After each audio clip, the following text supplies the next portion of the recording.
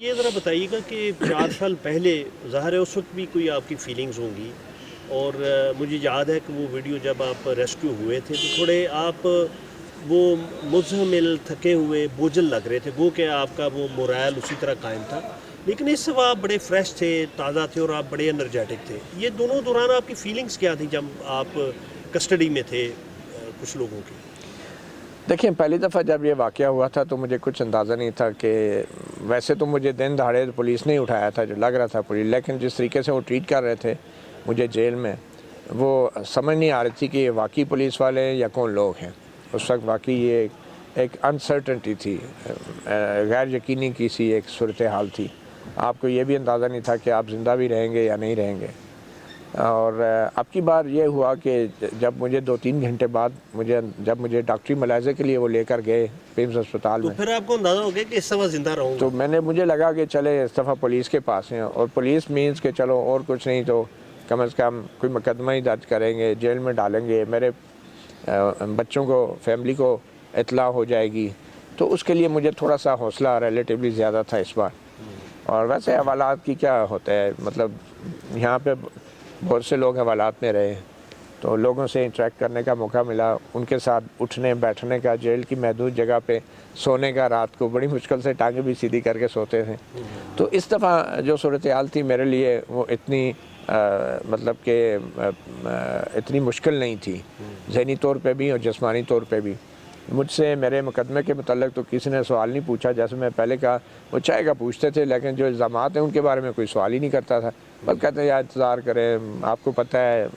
آپ بھی جانتے ہیں کون مقدمے بناتا یعنی ہے، ان کا کیا معذرت کرتا خانہ ہے، رویہ تھا۔ بڑا ہی اپولوجیٹک۔ اور کچھ لوگ واقعی آ کے ہمدردی بھی کرتے تھے کہ یہ چیزیں ہوتی ہیں، ہو جاتی ہیں ہمارے ملک میں، آپ کو پتہ ہی ہے کیا ہو رہا ہے۔ تو اس سے زیادہ مجھے تو کیس کے بارے میں کسی نے آج تک کوئی ڈسکس ہی نہیں کیا، اور مطلب کہ میں نے کہا نا کہ وہ سوال نہیں کرتے تھے، وہ چائے کا پوچھتے تھے بس، تو میں کہتا تھا بھائی مہربانی، شکریہ، بس چائے اب ایک دفعہ صبح میں پیتا تھا، وہ لا کے دے دیتے، کوئی نہیں دیتا تھا تو میں ان سے مانگتا نہیں تھا، سچی بات، نہ ہی میں کھانے کے لیے کبھی مانگتا تھا، تو ایک آدھ دفعہ شاید خود کسی نے لا کے مجھے جو دیا تو کر لیتے تھے۔ پھر وہ ظاہری بات ہے فیملی ممبرس کو بھی پتہ چل گیا تھا، ان سے مجھے نہیں ملنے دیتے تھے، باقی سب کی ملاقاتی آ جیسے مجھے نہیں ملنے دیتے تھے، کبھی وہ تھانہ سیکریٹریٹ میں جا کے بٹھا دیا، کبھی مارگلہ سے نکال کے پھر واپس رات کو لیٹ آئے۔ تو وہ جب عدالت میں پیش ہوئے تو فیملی سے بھی مل لیا، تو اس کے بعد ظاہری بات ہے مجھے جب پتہ چلا عدالت میں کہ اس طرح مجھے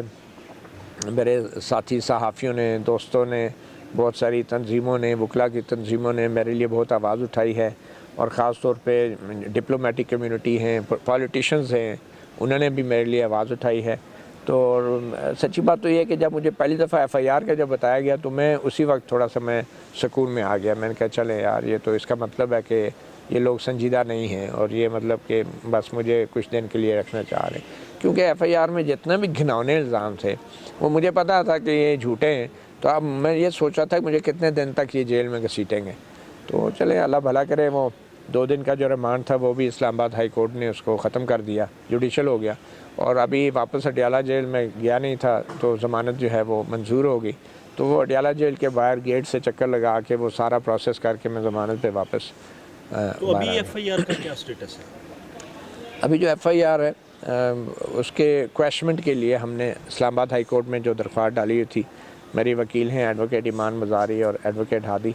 اور ان دونوں نے جس طرح میرا ساتھ دیا ہے، آئی ایم ریئلی امیزڈ۔ اور ایڈوکیٹ ایمان مزاری اور ایڈوکیٹ ہادی یہ صرف میرے لیے نہیں،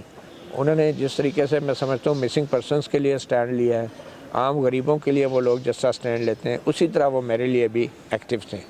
تو ان کی میں سمجھتا ہوں کہ ہیلپ تھی کہ جس کی وجہ سے یہ ایف آئی آر کے حوالے سے کویشمنٹ بھی انہوں نے دائر کیا ہے، اور اب اسلام آباد ہائی کورٹ نے نوٹس جاری کر دیے ہیں حکومت کو، لیکن وہ تاریخ نہیں دی کوئی، اس کا مطلب اب وہ پتہ نہیں کب تک پڑا رہے گا، اور انہوں نے بہرحال ایف آئی آر معطل نہیں کی جو ہو بھی سکتی تھی، تو تکنیکی اعتبار سے وہ ایف آئی آر موجود ہیں، مگر اب وہ نیکسٹ ڈیٹ جب بھی ہوگی تو اس میں پتہ چلے گا کہ کیا پولیس اس ایف آئی آر کو پرسو کرنا چاہتی ہے یا نہیں کرنا چاہتی۔ تو جو انہوں نے آپ کو سمجھانے کی کوشش کی، آپ کو سمجھے ہیں، آپ ذرا سنبھل کے جرنلزم کریں گے یا احتیاط سے کریں گے، کیا کریں گے؟ دیکھیں، ان کو مجھے سمجھانے کی ضرورت نہیں ہے، مجھے ان کو سمجھانے کی ضرورت ہے، لیکن اس کے لیے پراپر ایک ماحول ہونا چاہیے، یہ ماحول نہیں ہونا چاہیے۔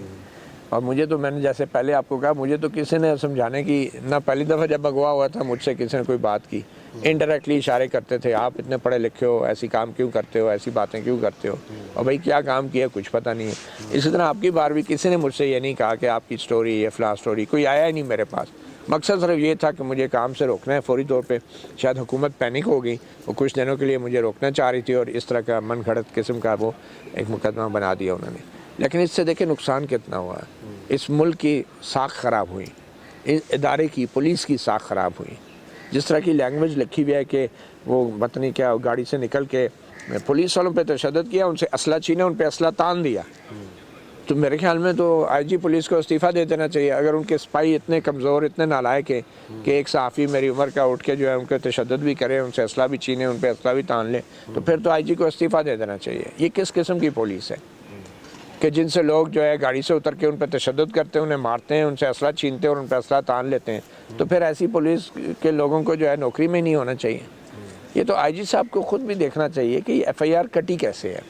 دیکھیں عدالت تو دیکھیں گی, حکومت تو یہ کیس واپس لے لے گی, لیکن کیا ایک باوردی پولیس فورس کا جو سربراہ ہے اس کی کوئی ذمہ داری نہیں ہے, اس کا کوئی ضمیر نہیں ہے, اس کی کوئی دماغ نہیں کام کرتا کہ وہ دیکھے کہ ایف آئی آر کٹی کیسے ہے, وہ محکمانہ انکوائری کروائے, وہ پوچھے کہ یار یہ آپ نے کیسے ایف آئی آر کاٹی ہے بغیر ثبوت کے. مطلب کس چیز کا انتظار ہے؟ یہ کوئی ذاتی ملازم تو نہیں ہوتے نا کسی کے حکومت کے. آپ ایک باوردی فورس ہے, آپ باوردی سربراہ ہیں. آپ اگر آپ کے اب آئی جی بھی کل کہہ دے کہ کچھ لوگ جو ہے وہ نیچے خود ہی فیصلے کر لیتے ہیں, تو یہ کوئی اچھی بات تو نہیں ہے کہ ایسے لوگ موجود ہیں آپ کی ایک ڈسپلن ادارے کے اندر جو یہ کام کرتے ہیں اور جس سے پورے ملک اور پورے ادارے اور حکومت کی جو ہے بدنامی ہوتی ہے.